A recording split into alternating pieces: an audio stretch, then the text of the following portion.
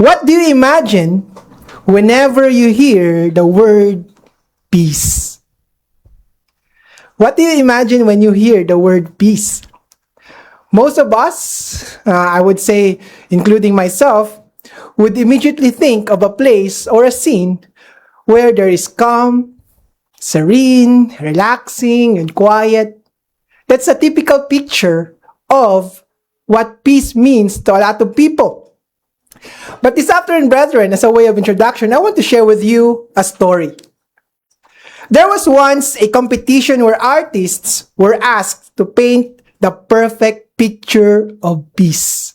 Right? So there are artists all over the world and they are asked to, hey, I want you to paint paint what you think peace would look like. Okay, so it's very interesting. We have this genius, very skilled and talented people drawing what it really pictures, the peace.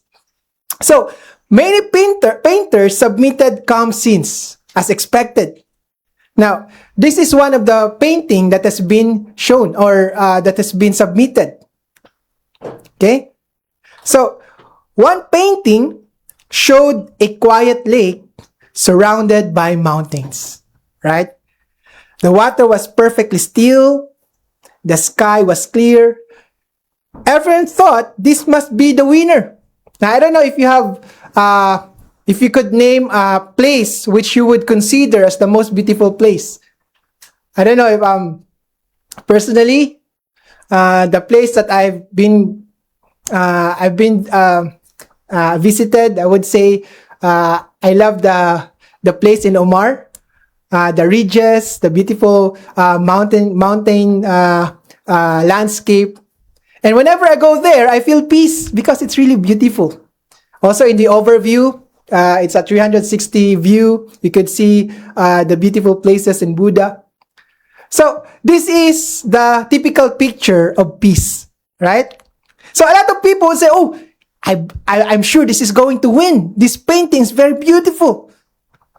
But there's another painting that shocked the judges. They were very, they did not expect that someone would submit this kind of painting. So let me show you the picture. This painting showed a violent storm. Okay?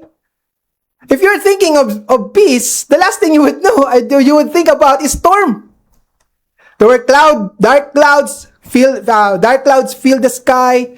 Rain poured down. It's raining. Then there's a waterfall crashed against sharp stones or rocks. It is actually, at first, you would see a scene that is completely opposite to peace. But when the judges looked closer, they noticed something. Okay, I don't know if you could see it. Along the raging waterfall, there is this small tree growing out of the rock. Okay, I don't know if you could see it. There's actually a small tree there. And then if you look even closer, you would see inside the branches of that tree was a tiny bird sitting calmly in its nest. I also cannot see the bird. I'm sorry, but the story says that there's a bird. There's a bird. No, it did not fly because the story says a tiny bird sitting calmly in its nest. So that's what made it really different. Okay? So in the midst of the storm, in the midst of the raging water, there's this tree that is just there sitting peacefully, and in the branches there's this tiny bird, and it seems that this bird is not bothered by the violent storms, by the violent water. It's not bothered. It is still at peace.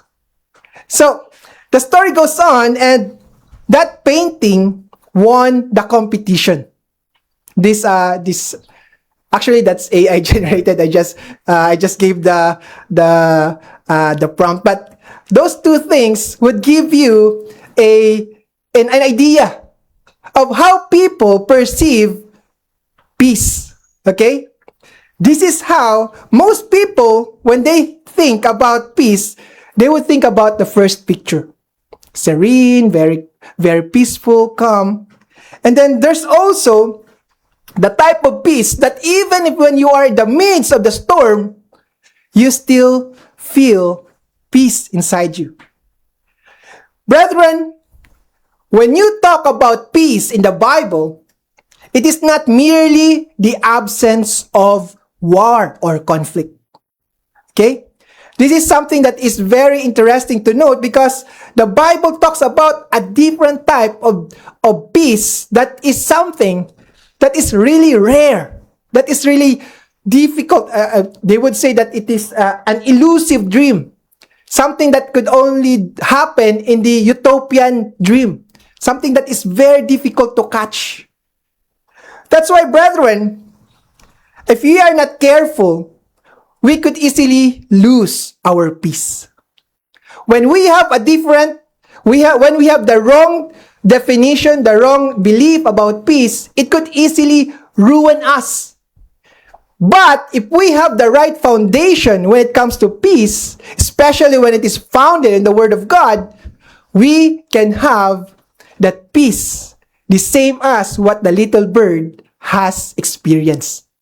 Now, my question for you is this: do you want to have that kind of peace, brethren? The kind of peace that even if you are in the middle of the storm, in the middle of chaos, war, conflict, in a mess, you can still have that inner peace. And that's what I want to invite us today, brethren. By looking to the Word of God and knowing how to have this kind of peace. I actually entitled this message as "What Does the Bible Says?" or "What Does the Bible Say About Peace?" It's a very straightforward title, and I want us to immediately understand what this message is going to be about. Now, conflict and war is something that is as old as mankind. Okay? But did you know, brethren, that war is not just a problem here on earth? It has also happened in the heavenly realm. Right? So many people think, oh, heaven, that's very beautiful, very peaceful. That's what I want to, that's the place I want to be. Even in mainstream Christianity, everyone wants to go to heaven. Right? Because it's perfect peace. But look at this, brethren, in Revelation 12, verse 7 to 9. Okay, I will not read everything, but in Revelation 12, verse 7, it says, "And war broke out in heaven." Can you just imagine that, brethren? War broke out in heaven. We thought that, oh, war, yeah, that's common in on earth, but it says, war broke out in heaven. Michael and his angels fought with the dragon, and the dragon and his angels fought, but they did not prevail, nor was a place found for them in heaven any longer. So, the serpent, the devil, and all his angels were cast out with him. We see here, brethren, that even before Adam and Eve was created, we could see that war, conflict has happened already. So, when God created Adam and Eve, mankind has a unique chance to live in peace and harmony. Peace with their Creator, peace with each other, and peace with creation. But that peace have been ruined. Okay? When the great deceiver, Satan the devil, influenced Adam and Eve with this kind of thinking, this conflict. And so, when they ate the forbidden fruit, brethren, that perfect peace that they once enjoyed with Yahweh has now been broken. And so, as a consequence, we see conflict and war. Now, it doesn't stop there, brethren. The first family of mankind has produced the first murderer. And this person is no other than as Cain. In Genesis 4 verse 8, it marks the moment when hatred turned to violence. And then jealousy turned into murder, and human history was stained with bloodshed. And thus, when you go to Genesis 6 verse 11, brethren, how did God describe the world, brethren? Genesis 6 verse 11 says, the earth also was corrupt before God, and the earth was filled with violence. It's filled, punong-puno. So God looked upon the earth, and indeed it was corrupt, for all flesh had corrupted their way on the earth. Sadly, that has been the condition of mankind. So, and it has been like that ever since the recorded history. Now, look at this, brethren. This is very interesting. According to researchers, they estimate that in the last 5,500 years of recorded history, there have been about 14,500 wars. Grabing dami. 14,500 wars, causing roughly 2.6 billion deaths. 2.6 billion deaths, brethren. Can you just imagine that? 2.6 billion deaths. And then another historical calculation. In every 13 years of war, there's only 1 year of peace. 13. So we have here 13 years of war, and then there's only equivalent to 1 year of peace. That's about over 90% of the history of mankind spent in conflict. And you know what's happening right now in the world today?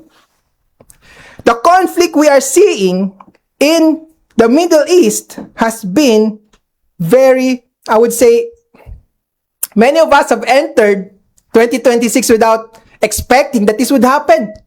Like, yeah, okay, 2026. And before the month of February ended, we have seen the U.S. attacking Iran. And we could see its negative effect all over the world. Isaiah 59 verse 8, what we have seen in this world has only confirmed what Isaiah 59 verse 8 says. The way of peace they have not known, and there is no justice in their ways. They have made themselves crooked paths. Whoever takes that way shall not know peace. It's tragic, brethren, that we are seeing the massive cost of wars. I've seen this, a news piece that in just 100 days of the US-Iran war, they have already spent billions of dollars. Grabe, no? Billions of dollars. Can you just, what if that billions of dollars could be used to build hospitals, schools, to feed the hungry, to build homes for the homeless? It's just a complete waste of money. Indeed, brethren, this world does not know the way of peace. And you don't have to live in the Middle East to feel the effect of the war. Right? You don't have to live there. Right now, we are experiencing the effects, the ripple effect of the war. According to some estimates, if the war does not improve in the Middle East next week, okay, I've read this in one of the articles.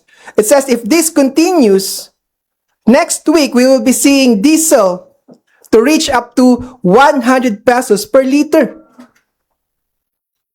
Can you just imagine, brethren? Diesel is 100 pesos per liter. And then for the unleaded gasoline, the thing that we usually use, it would reach up to 80 pesos per liter. When the price is just about 53, 52, I already feel how painful it is in the pocket. Just imagine 80 pesos. It could reach up to 80 pesos per liter. And you know what? Iran does not want to win the war. Iran is not expecting to win the war. So what does it do? It wants to drag everyone down the pit. And I've seen this one of their representatives saying that the main goal of Iran right now is to bring the price the price of crude per barrel up to $200. That's their goal. Kasi hindi naman sila mananalo sa US eh. So what do? They strangle the Strait of Hormuz, and then we would have a difficulty of getting our supply. And you know what that means, brethren? $200 per barrel. That is equivalent to 160 to 180 pesos per liter of gasoline in our local gasoline stations.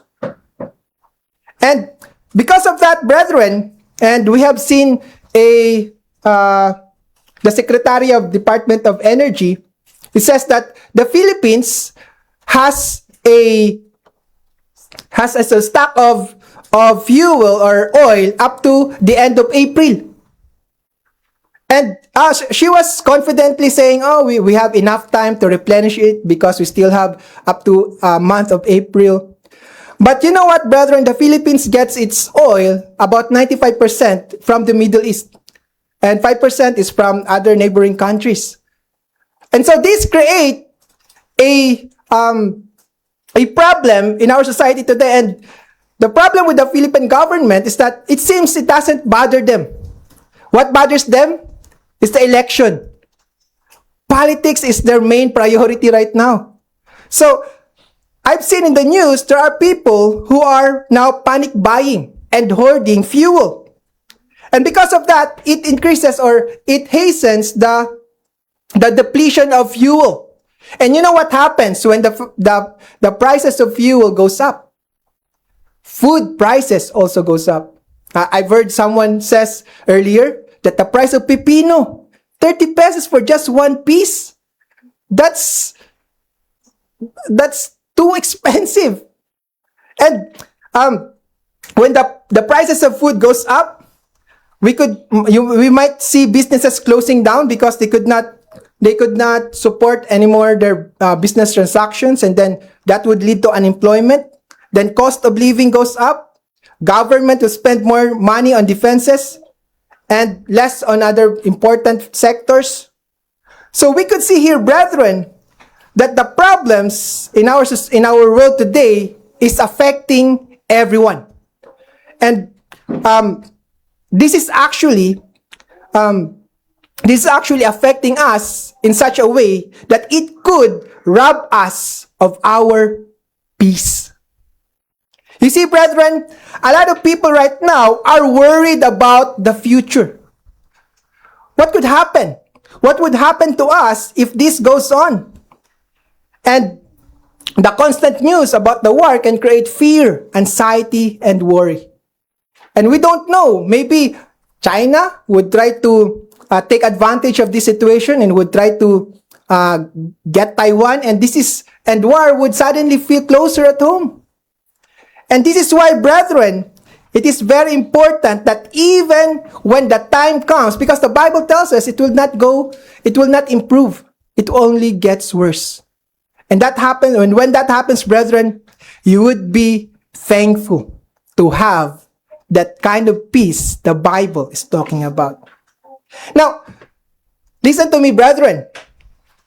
It does not take a war in the Middle East to disturb our peace. You know? Kahit walang gera, our peace could easily be gone. There are a lot of things in our life that could easily remove our peace. Now, this is very common. It can be financial problems.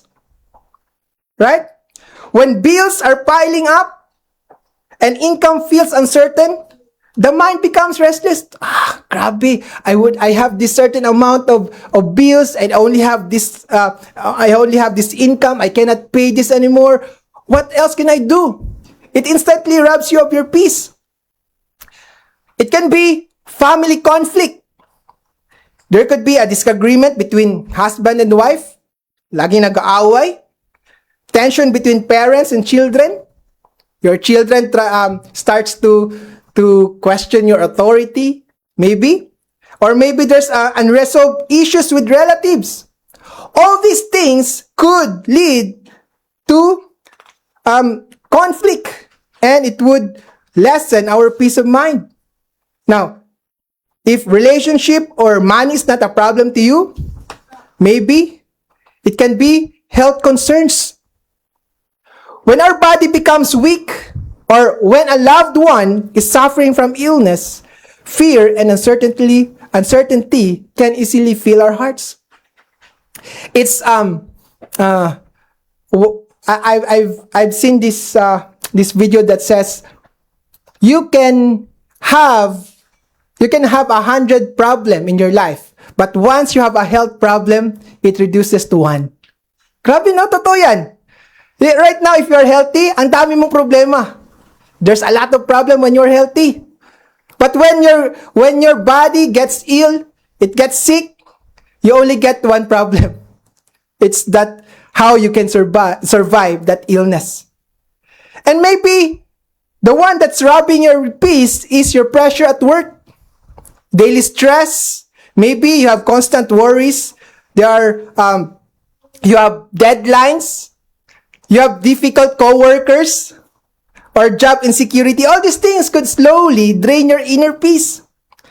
Now, before we realize it, brethren, the heart that once felt calm becomes filled with anxiety.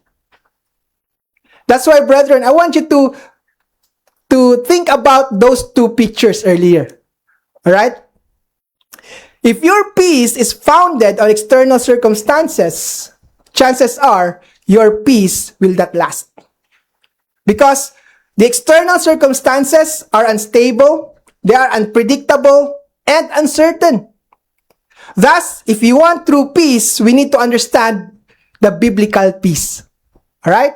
So this is what we are going to discuss this afternoon. So let me first discuss the Hebrew word for peace. Okay, I'm sure that you already know what is the Hebrew word for peace. It's shalom. Okay, shalom. I first heard this word way back in 2006 or 2007. Okay, shalom, because the place where we have this Sabbath service was called Shalom. The Shalom, I forgot. Basta Shalom yung pangalan nung meeting hall. Shalom. So that's a very nice name for a Sabbath service hall. Shalom. And I heard once a minister saying Shalom. And that's when I started to understand that Shalom simply means peace. Okay? Peace. But here's something interesting about Shalom. Okay? Shalom is one of those Hebrew words that cannot be expressed exactly by an English word. Okay? This is very interesting. Shalom actually conveys a deeper and powerful meaning. Shalom. Okay?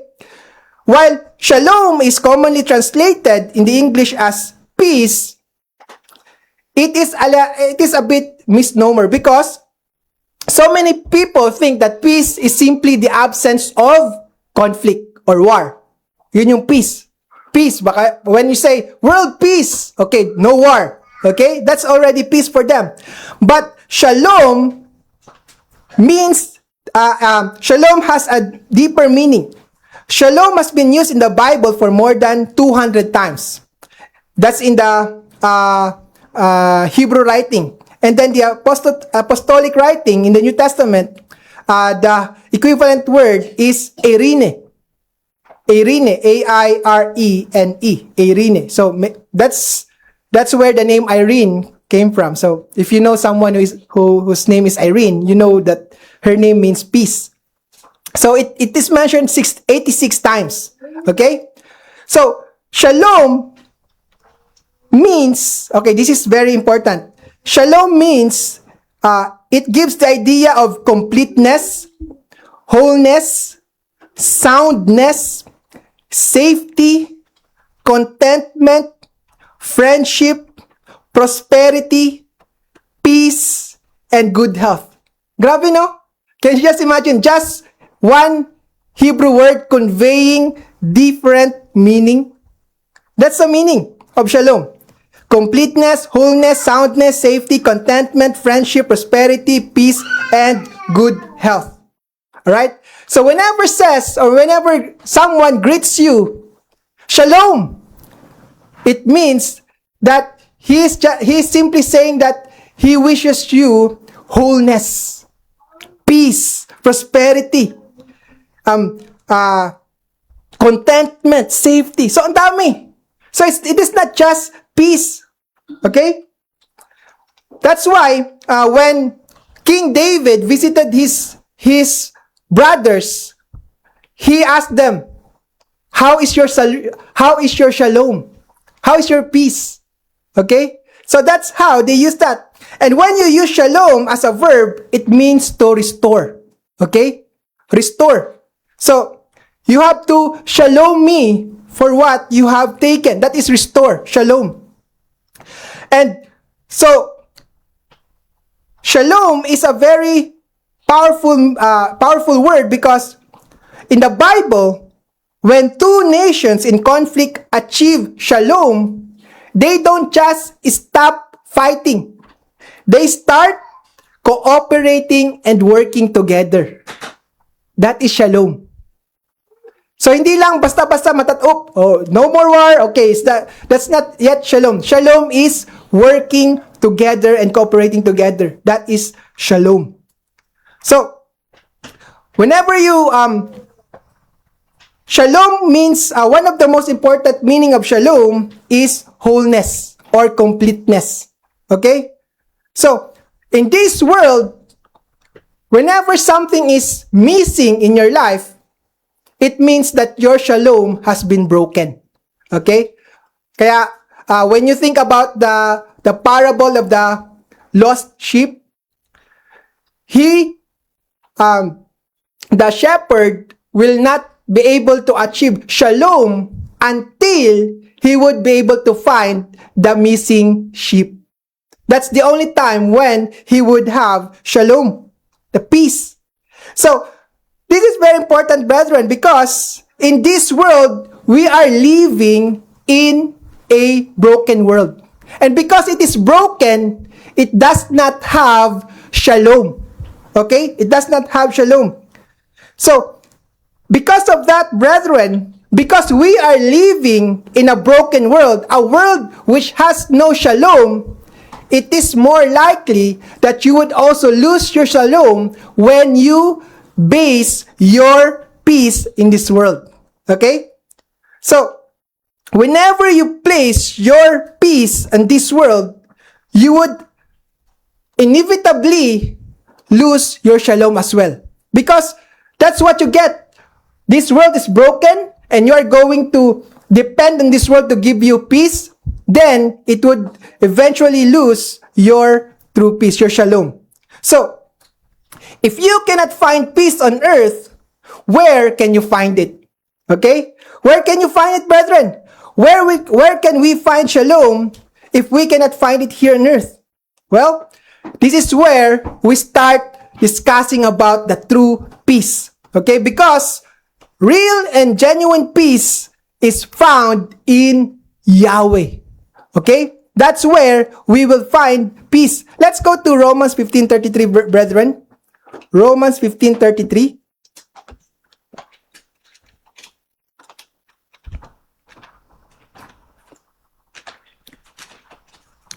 Romans 15. Because Scripture repeatedly calls God or Yahweh as the God of peace. In Romans 15:33 it says, "Now the God of peace be with you all." Amen. So, this tells you that God is also the God of peace. Another one is 1 Thessalonians 5 verse 23. 1 Thessalonians 5:23 says, "Now may the God of peace himself sanctify you completely." So, this shows us that peace is something that is part of God's character. Okay? This is something that is emanating from Him. The origin of true peace comes from Him. He is the source. Now, it's when you read that verse, brethren, it's easy to just simply say, okay, God is peace, but what does that really mean? What does it really mean for God to be peace? let's go to a story that happened thousands of years ago, brethren. It's found in Judges 6. Judges 6, verse 11. So this is the story of Gideon. In verse 11, the angel of Yahweh, the angel of the Lord, came and appeared to Gideon. Now, Gideon was in a wine press in order to hide it from the Midianites. So this is the time when they were conquered by the Midianites. Okay? In verse 11, that's what it says. So, Gideon, why was Gideon in the wine press, brethren? Because he is hiding. Now, I want you to take note of that because it's going to give us a deeper idea of what is happening here. Because if you're going to thresh wheat, you don't thresh it in the wine press because it's wine press. And you don't hide. It should be on the field. That's normally how they do it. But he's hiding. In verse 12, and the angel of Yahweh appeared to him and said to him, Yahweh is with you, you mighty man of valor. What? Can you just imagine Gideon hiding? He is afraid for his life. And yet God is saying that you are a man of valor, a mighty man of valor. It seems it's not his character at this time. So, verse 13, Gideon says, Oh my Lord, if Yahweh is with us, why then has all this happened to us? And where are all his miracles which our fathers told us about, saying, did not Yahweh bring us up from Egypt? So, he is saying that they are now in great, they are under the rule of the Midianites. Okay? So, you could see that this time is not a time of shalom. It's not a time of peace. The Israelites are under the control of the Midianites. So in verse 14, the story continues in 14 and then 15. But here in verse 19, let me see. Verse 22. Let's jump into verse 22. Now Gideon perceived that he was the angel of Yahweh. Okay, so earlier in the story, he didn't know that this is someone who is divine or someone that is something special, only just a messenger. So in verse 22, he suddenly realized that he's talking to a divine being, the angel of Yahweh. So Gideon said, Alas, O Lord God, for I have seen the angel of the Lord face to face. So he was afraid because they knew that when they see God, they are going to die. So Gideon was already afraid. And you can just imagine Gideon trembling. Oh no, I'm so afraid. What will happen to me? I'm going to die. But verse 23, brethren, then Yahweh said to him, Shalom be with you. Peace be with you. Do not fear, you shall not die. So, this is one of the most important benediction that God has given to Gideon. And that word, that peace, that shalom, has actually been impressed in his mind because what happens in verse 24?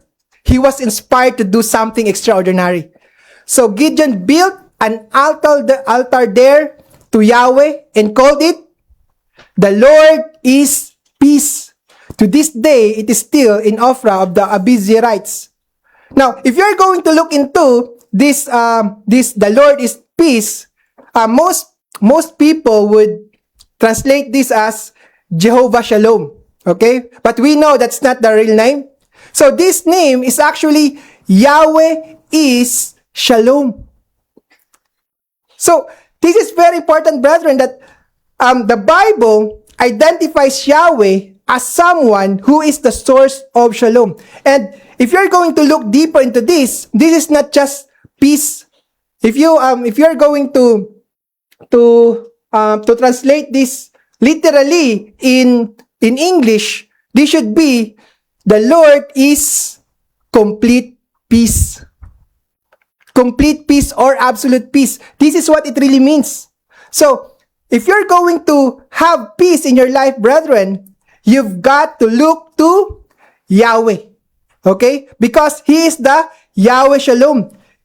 Yahweh is, so we could see here, brethren, that from being fearful, Gideon, he has now experienced the real peace that came from Yahweh. And this has been his banner. Yahweh Shalom. Okay? So, we can see here, brethren, that peace is actually originating from Yahweh. So, if you are going to need something, you've got to go back to the source. When you are hungry, brethren, where do you go? You go to the source of the food. When you are thirsty, you go to the source of the water. When you need light, you go to the source of light.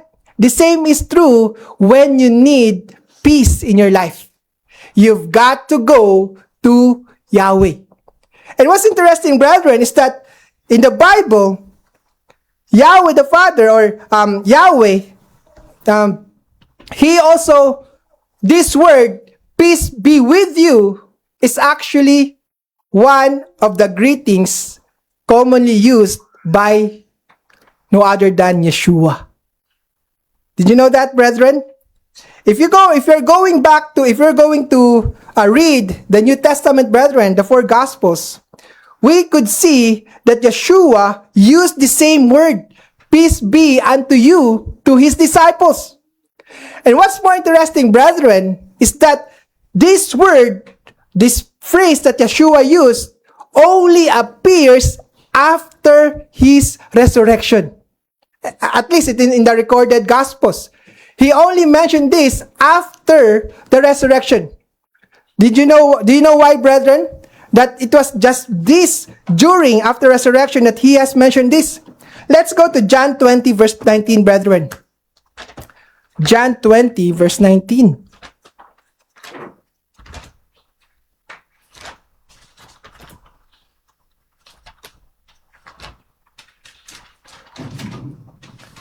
This was after the resurrection of Yeshua. Now imagine, brethren, 20 verse 19. Then the same day at evening, being the first day of the week, when the doors were shut where the disciples were assembled, why, brethren? Why are they assembled together? For fear of the Jews. Now, just imagine if you are in the shoes of these disciples, brethren. You are actually in great fear. Fear for your life. You know why? Because you just have witnessed the suffering and death of your master. They knew they failed. This is something that has really changed them. So instead of boldness, they were fearful for their lives. Why? Because their master has been killed. So normally, they are also afraid for their lives. Maybe they are the next targets.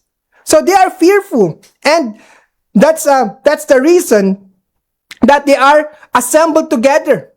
For these disciples, brethren, the future is uncertain. Now that Yeshua is gone, what should we do? So they are fearful for their lives. But look at this, brethren. Yeshua came and stood in the midst. And what was the first words of Yeshua to His disciples? In the recorded gospel, it is this: peace be with you. Shalom be with you. Why? Because Yeshua knew that these disciples are really afraid. They don't have shalom. That's why He was saying, peace be with you. When He had said this, He showed them His hands and His side. Then the disciples were glad when they saw the Master, the Lord. So, in verse 21, Yeshua repeated again. So Yeshua said to them again, peace to you. As the Father has sent me, I also send you. So, the same words could actually also be something that Yeshua would also want you to hear. Whenever you are discouraged, brethren, whenever you are anxious, whenever you are worried about the future, I want you to hear Yeshua saying, Shalom be with you. This is something that is not just a simple or a cute greeting, brethren. This is actually a very powerful greeting from Yeshua himself. You see, brethren, if you are going to look around the world right now, many people try to find peace in the things into this world. Diba? A lot of people want peace. Kaya nga, they want to do something so that they would be able to create or manufacture that peace. So what do, brethren? They look for peace in the wrong place. Number one, they look for peace in money. I know, brethren, that this is something that this could also be something that we do. Whenever we have a lot of money, we are peaceful. Oh, kumusta? Okay lang. Okay yung trabaho. I have a lot of money in the bank. I'm sure no one says that, no? Wala man sa atin magsabi, dato naman ko. We don't say that, but we know deep inside that we are more at peace when the bank account is full of money. Right? I can say that personally with myself. There came a time in my life when I actually have financial security. Grabe. Sabi ko, wow, ang sarap naman nito. Ang gato, every month, this is my income. Wow, and then you try to visualize what kind of life you will have if you would be able to continue earning this kind of money. Magbabakasyon ako. I'm going on vacation. I'm gonna buy a new car. We're going to move to a new place. So many things to do. And when that job security is gone, what will happen? Because you put your trust in your money, your peace, your shalom also is gone together with the money. That's the danger, brethren. Some people put their peace on success. Oh, I'm going to be successful. I'm going to be peaceful. I would finally be at peace. Some people would put it on relationships. Diba? If only I could get this girl, I would be at peace. Ang sarap ng buhay.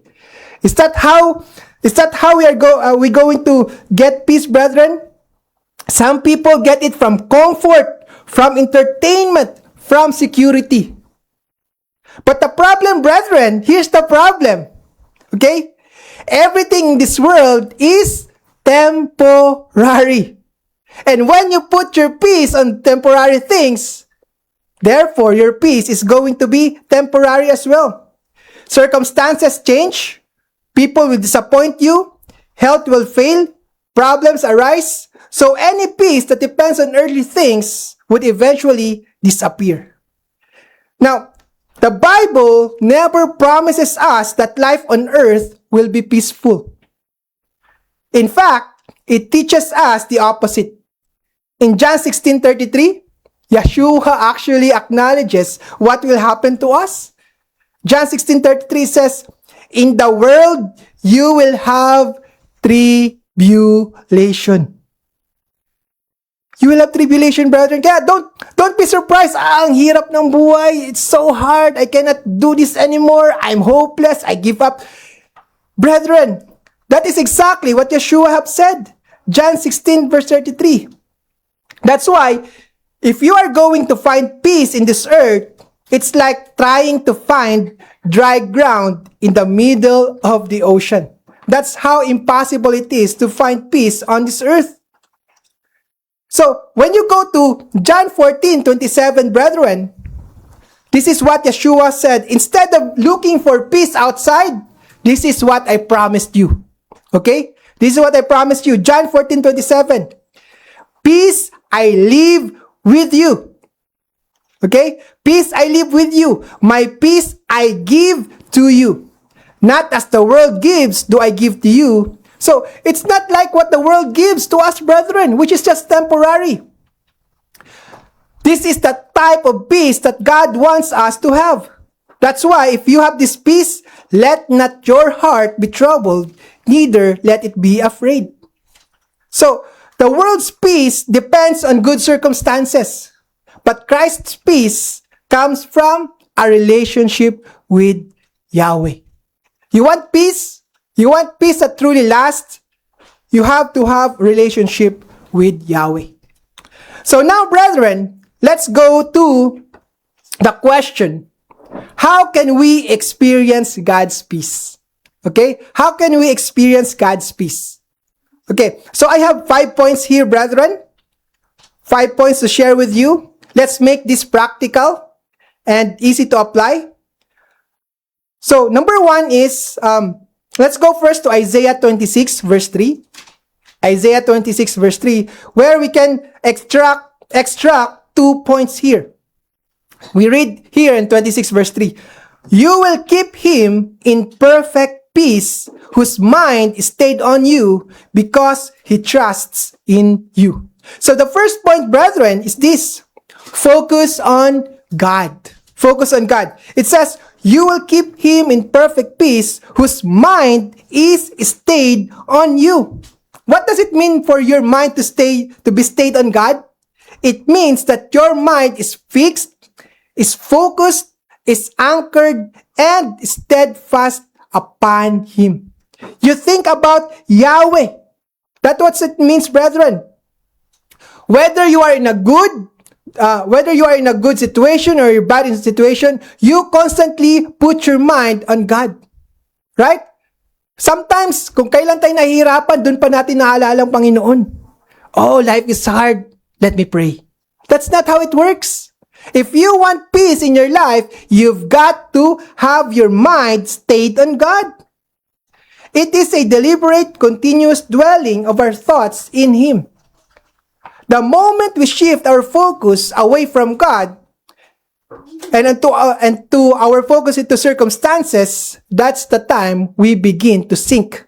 Just like the Apostle Peter. Remember his story?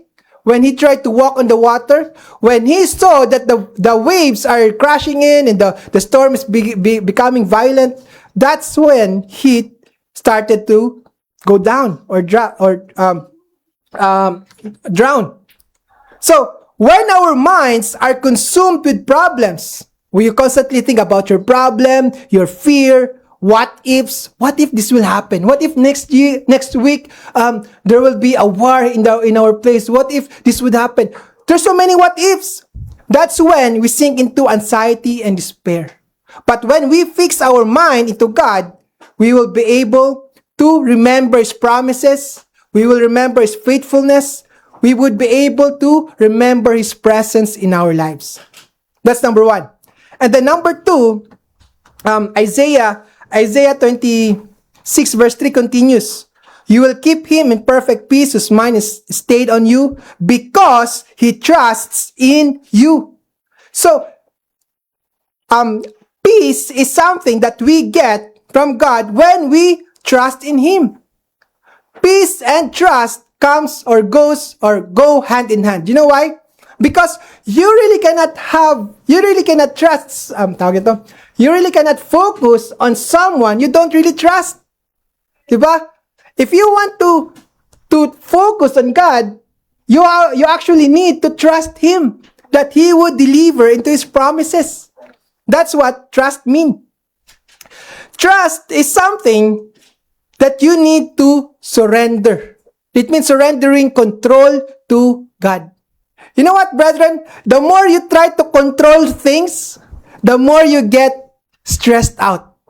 The more you try to control things that are actually out of your control, it will not really work.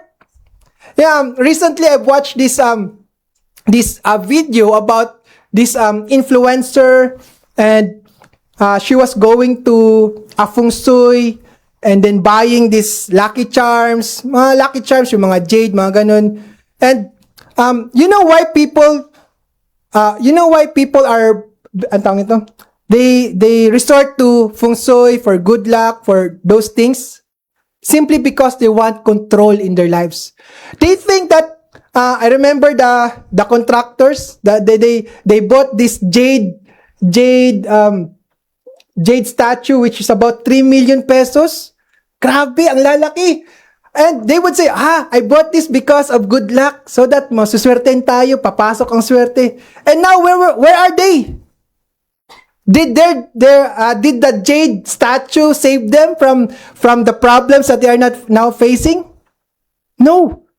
That's why, brethren, if you don't surrender your control to God, you will not have that peace that you need. So, peace does not come from having all the answers. It comes from trusting the one who does.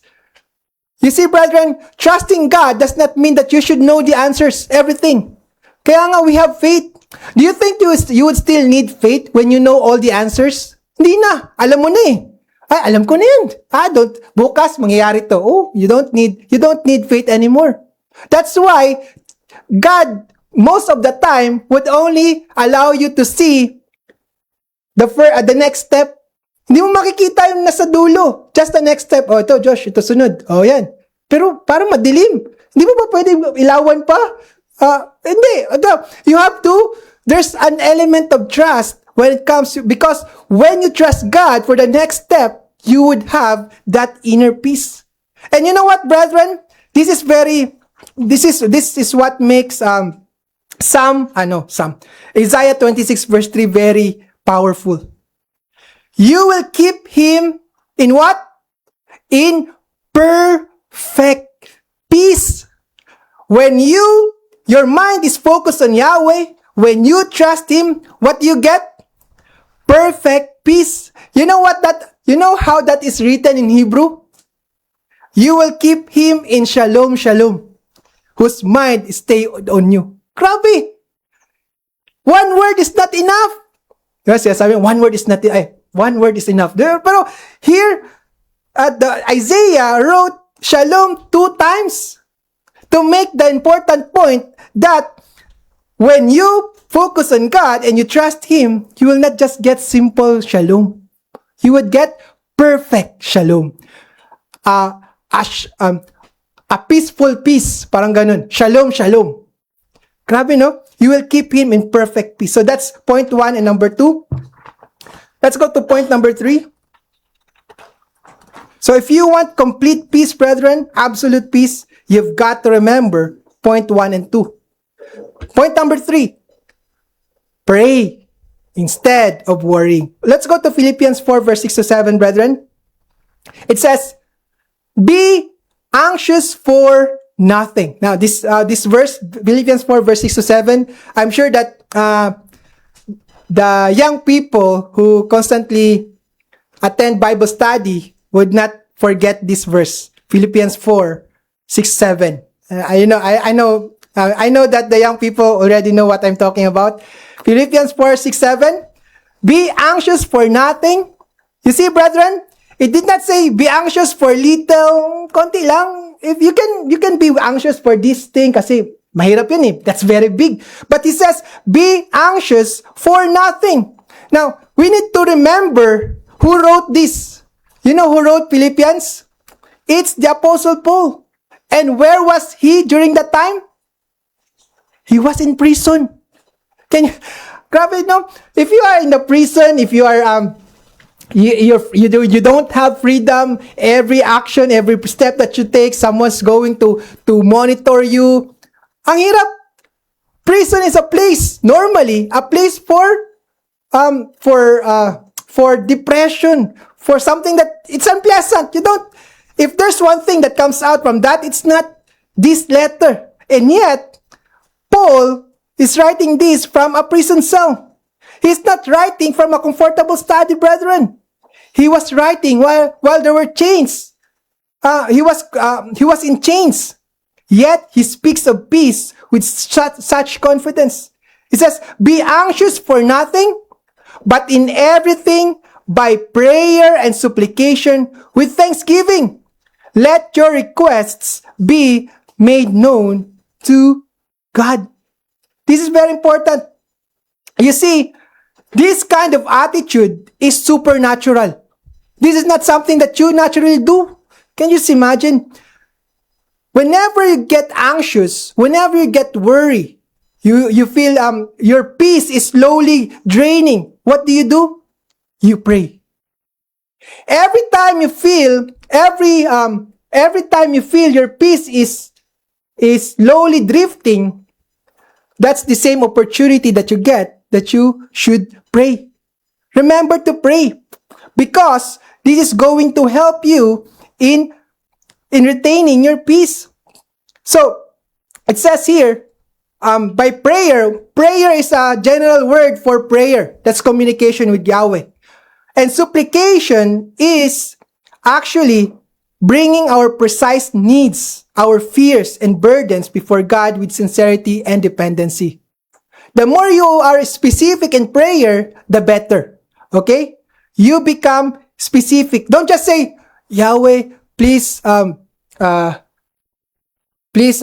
provide me with our daily needs. Don't just say that. You say, Yahweh, please allow me to land a good job that I would be able to provide for my family. I'm going to have a job interview. I need your help to this.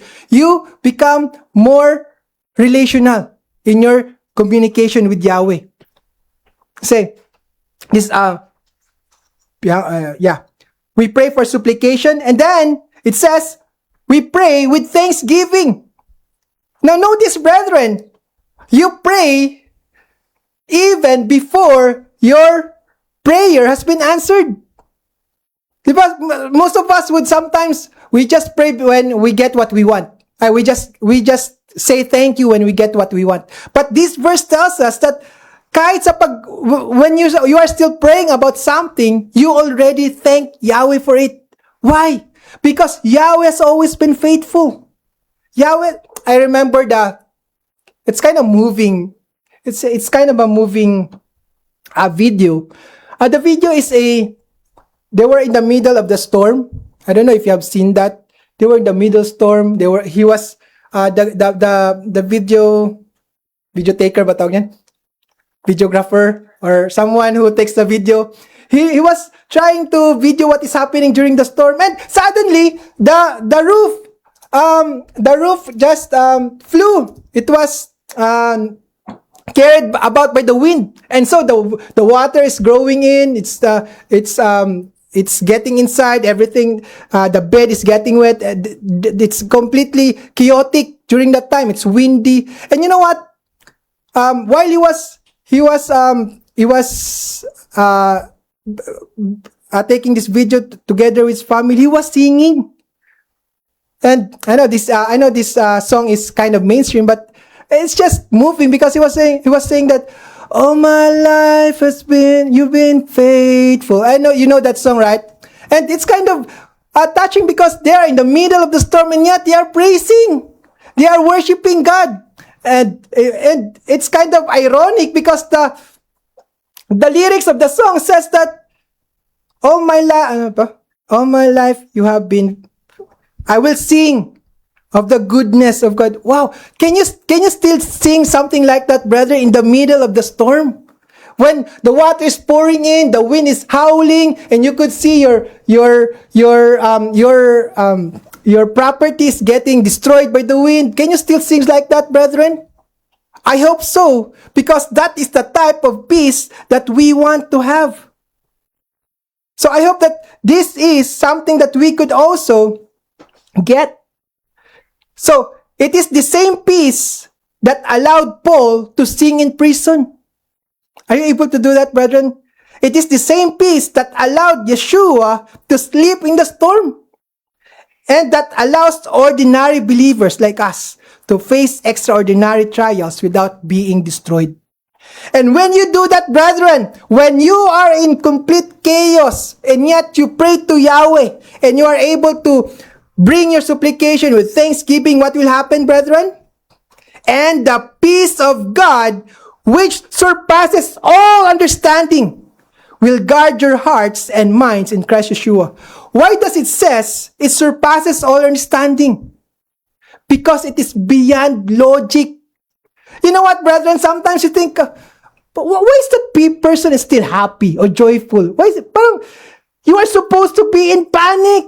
You are going to die. You are going to lose everything. Well, I have the peace that surpasses all understanding. I can be in the middle of the storm, and yet I can be peaceful. I can be in the middle of the war, of the chaos, and yet you can be at peace. You know why? Because you have prayed to Yahweh, and you have decided that whatever problem that you have already surrendered it to Him. God, ikaw nang bahala dito. Ikaw nang bahala sa problema ko. Ikaw nang bahala sa ganito, ganyan. And now, you are exchanging. Like, oh, ito na problema ko, God. Oh, give me your peace. You are exchanging your peace with your problem. That's how it works, brethren. Sometimes we become exhausted because we are trying to carry things we are not supposed to carry. We need to bring that to Yahweh and allow Him to give us His peace in return. That's why brother says, and the peace of Yahweh, that's when you will get it, which surpasses all understanding, will guard. This word guard, is a Greek word. How do you read this? Phroureo. Phroureo.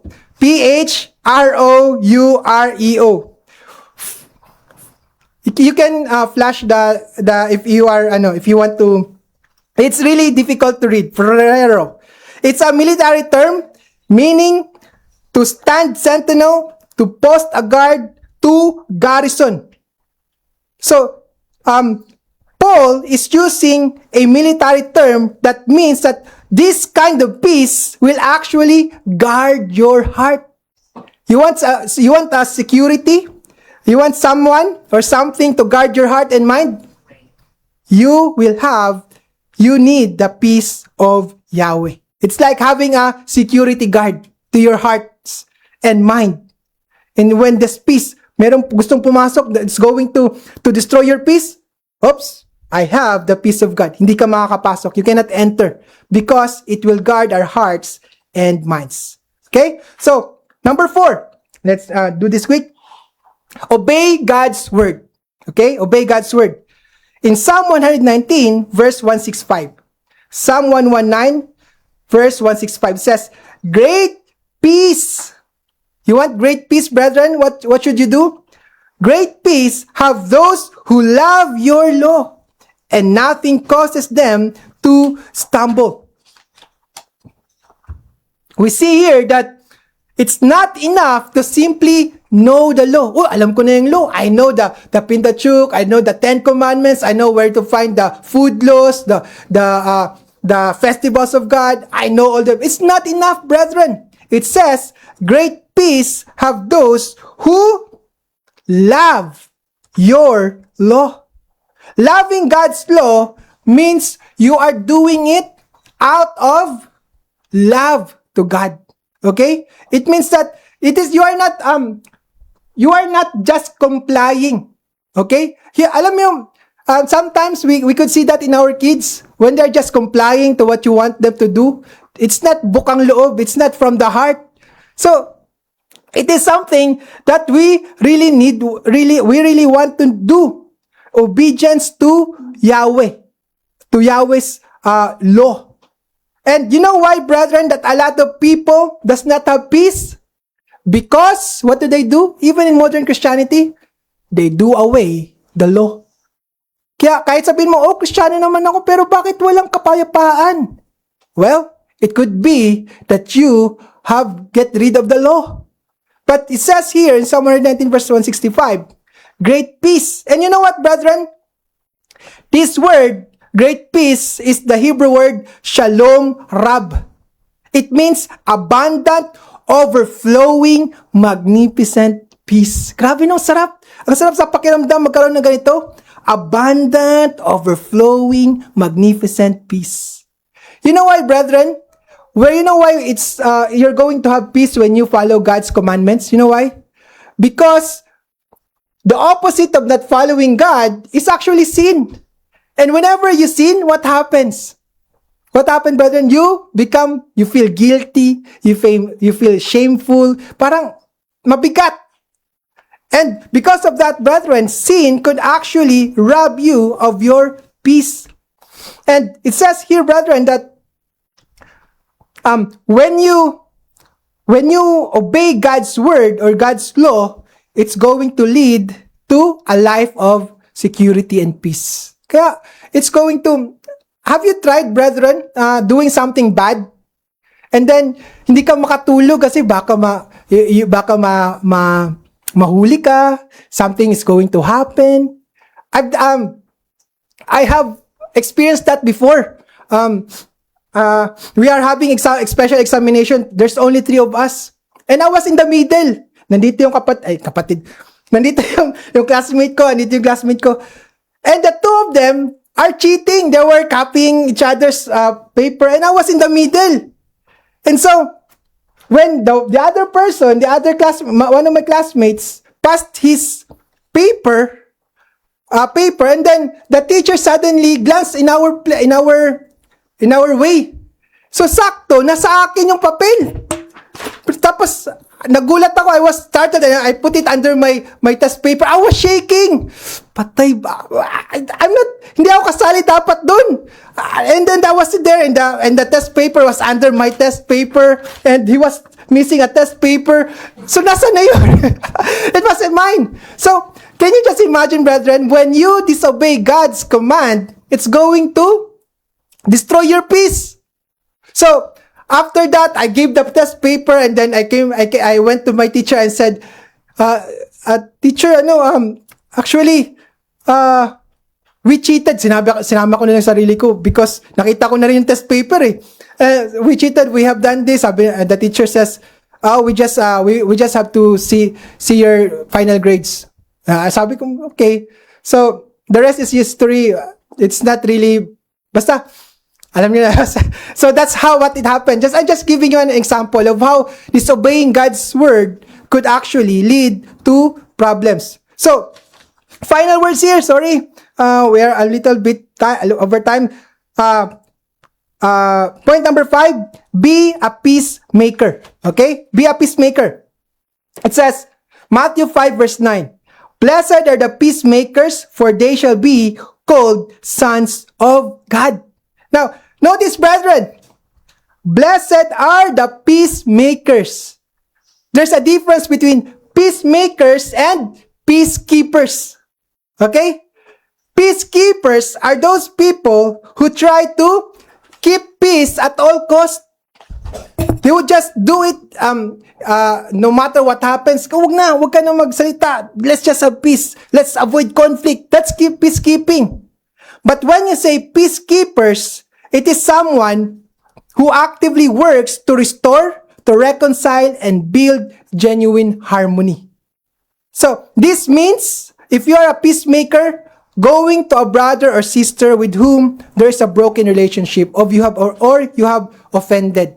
Okay? May nakagalit ka, you actively go there, you become a peacemaker.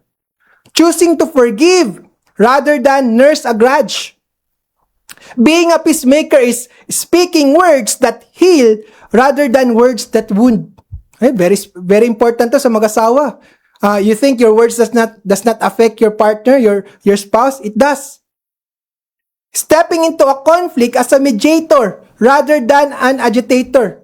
Right? Hindi yung tawag nito, gatong. You would agitate people. Sabi niya, gato ka daw. Sige daw, be. Di ba, mga bata, mga ganyan, sumbagi daw, be. Gunited ang dalunggan, be. Di ba? That's a agitator.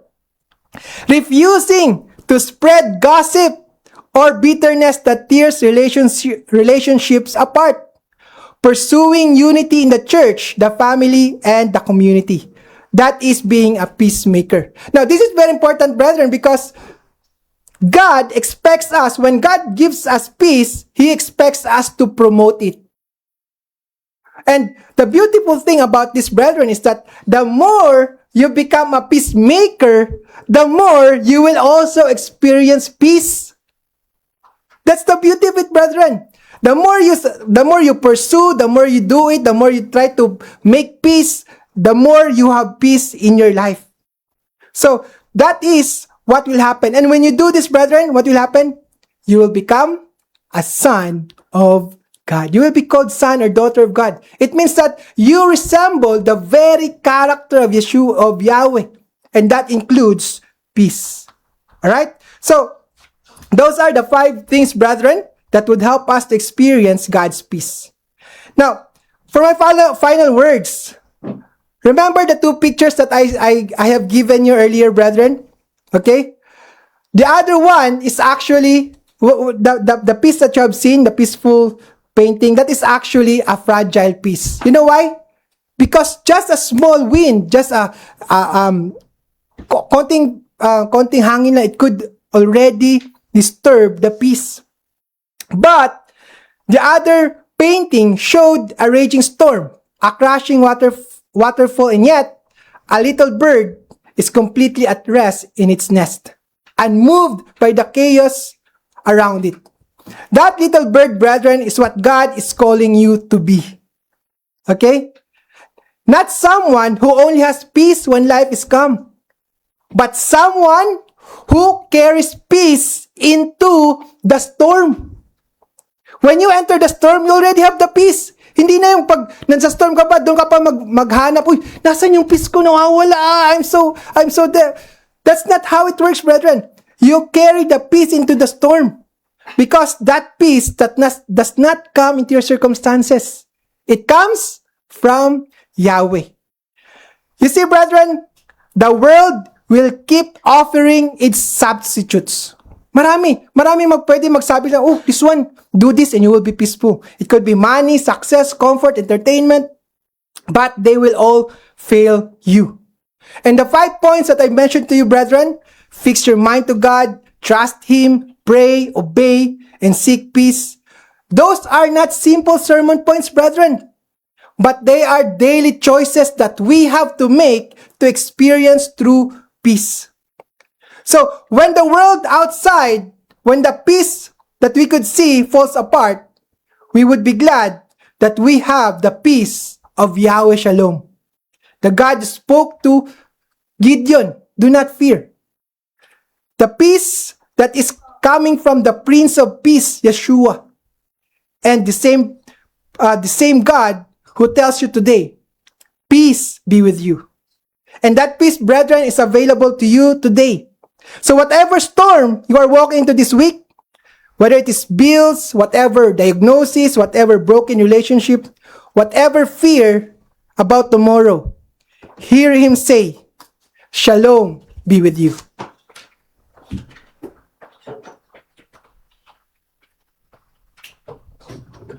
Hello friends, I need your help. If this is not too much to ask, please like, comment, and subscribe to our channel. This should only take 5 seconds of your time, but this simple gesture would help me reach more people and share the Word of God with the rest of the world. You have the power to make a difference in people's lives.